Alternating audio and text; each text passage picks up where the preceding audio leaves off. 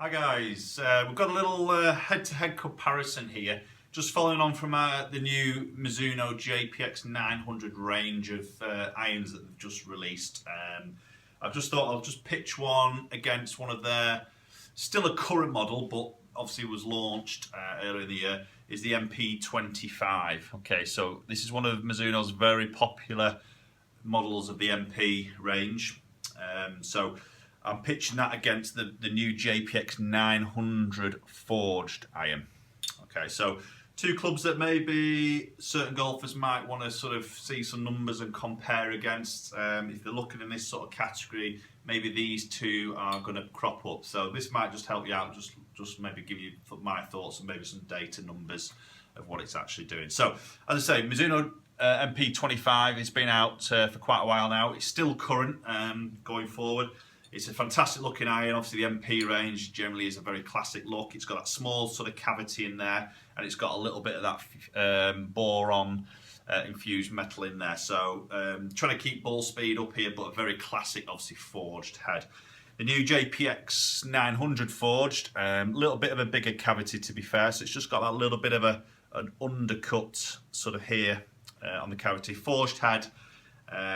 So maybe a little bit stronger, but again, this is the fusion boron infused into the metal here. So again, it's keeping ball speeds up. So maybe quite interesting to see what the difference is on the sort of numbers here as we try them. I've got two heads here. Obviously, this is off my Mizuno DNA fitting cart here, so I'm going to hit them both in this exactly the same shaft and spec. So I've got the Modus 105 in stiff, which is ½ inch longer, and the heads are 2 degrees upright here, which is nearly my sort of spec. So they're going to be identical in terms of the spec here, and also the shaft, so we can then just compare some numbers. So okay, so let's get underway. I'm going to hit the MP-25 first, and then we'll switch over to the JPX-900 Forged, and then we'll have a look at some numbers. Okay, just going to show you a slightly different view here from a playing position. On the right side is the MP-25, on the left is the JPX. So what you'll probably really see or notice that's, well, to me stands out, is the thickness of the top edge of the blade.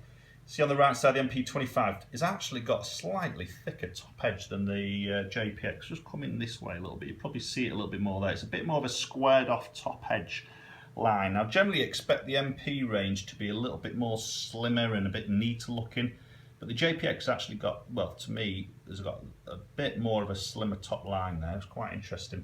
Just coming around from this angle, we can see we've got that undercut there. You can see on the JPX on the left-hand side, and we don't get that on the MP-25 there. But quite a little bit of a different look there as you present it. I just wanted to really show you that, because that'll, I think, make a bit of a difference between a lot of players as they present that down by the ball.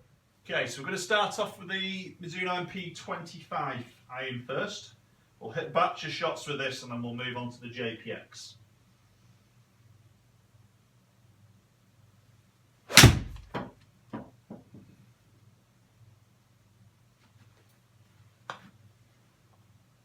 Okay, hit a batch of shots and we'll come back shortly.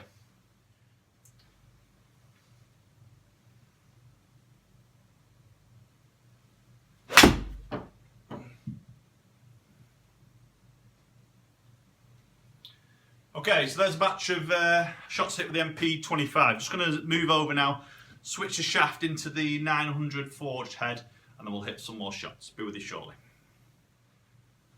Okay, so we've got the JPX-900 Forged in our hands here now. So I'm going to hit a batch of shots for this, and then we'll have a look at some numbers. Again, this is a 6 iron, so they're both 6 irons here. Let's have a go at this one.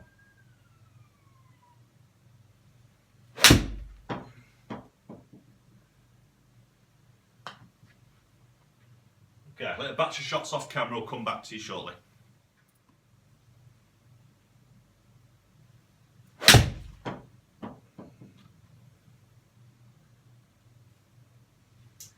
Okay, there's the JPX-900 Forged hit. So let's have a quick look at some data. We'll just have a look between the two clubs and maybe see if there's any distance numbers, changes, spin and launch, etc. like that. Okay, so let's have a look at some data here. Please ignore the club head speed numbers here, because that's a bit of a prediction off ball speed, purely because I haven't got my HMT stickers on the face here, so that isn't a real true reflection. The ball speed, however, is absolutely accurate, bang on, so we're going to go off that. So obviously both 6 irons here. The JPX is 27 degree loft. 27 degree loft. The MP-25 is 30 degrees, so there's 3 degrees difference here with the 900 being stronger. So that's what we're just going to see a slight difference of here in terms of ball speed. Launch is obviously a little bit lower because of the loft, and spin comes down fractionally because of the loft as well. Peak height is down by a yard and descent angle is down by 1 degree. So they're really because of the loft changes here. So both 6 irons, but obviously 3 degrees different is giving us some different numbers between the two. Okay, so we're looking at this distance number at the end of it. Because of all these numbers, this is the result at the end. You can see on average there it's a 10 yard longer on carry distance. Okay, so maybe this club is possibly aimed at 2 different players, but possibly a player might want to look at both, and he's going to get some slightly different numbers here because of loft. You've got to look into these lofts. When you're getting fitted, don't just go that it's a 6 iron against a 6 iron. You've got to dig deeper than that, and a good fitter should sort of explain that and maybe point that out and show you the differences of numbers because of that loft angle. Now, people deliver the club differently to what I've done, so these numbers may change slightly, but for me, yes, that is quite appealing. I like that. But then again, what is it going to do when it comes to land? You know, it's coming in slightly flatter with less spin. You know, have I got that control at the other end of the shot as it hits the green? You know, that's maybe the question you've got to ask, and maybe if that's important to you.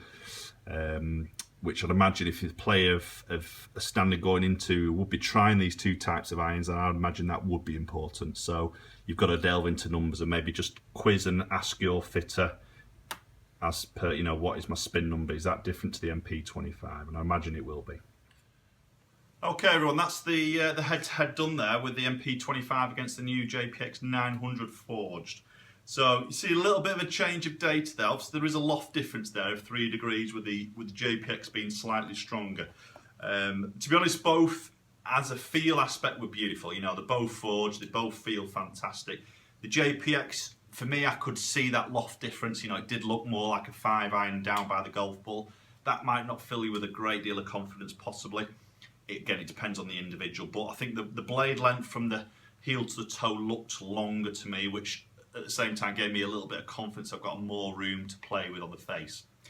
As I said, both feel fantastic. You know, Mizuno do make great forged clubs, and they always feel good, and these are no exceptions here. So very similar on the boron infused. Obviously the lofts are different here, which is giving us some different spin launch conditions. As I say, you've got to get fit yourself. This is just going to give you a little bit of an idea of maybe what you're going to expect for you going out there to test these and get fitted yourself. Hope you enjoyed the video. If you've got any Mizuno products or you play any of the Mizuno irons which we've tried, you know, do comment below. Let me know how you're getting on with them. And if you do go for a fitting, you know, are your numbers similar to mine? Is there that difference there because of the loft? And I imagine there will be. Good luck, and we'll hopefully see you all very soon.